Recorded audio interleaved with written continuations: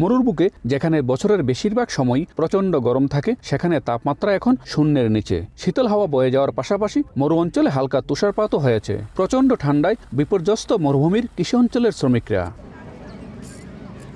মঙ্গলবার দেশটির মরু অঞ্চল সালমিতে -3 ডিগ্রি সেলসিয়াস তাপমাত্রা রেকর্ড করা হয়। বর্তমানে দেশটিতে সর্বনিম্ন তাপমাত্রা 6 ডিগ্রি সেলসিয়াস এবং সর্বোচ্চ তাপমাত্রা 18 ডিগ্রি সেলসিয়াসের মধ্যে সীমাবদ্ধ রয়েছে। অস্বাভাবিক শৈত্যপ্রবাহে স্থবির হয়ে পড়েছে জনজীবন। সকালে আমরা ঘুমের থেকে উঠে আমরা যখন গাড়ি স্টার্ট দিই তখন হাত বরফ হয়ে যায় এবং বাইরে কোনো নামা যায় না। ইউরোপে বিভিন্ন কান্ট্রিতে যাচ্ছি, এমন শীত দেখি নাই। কুয়েতে অনেকদিন যাবৎ প্রচুর শীত পড়তেছে।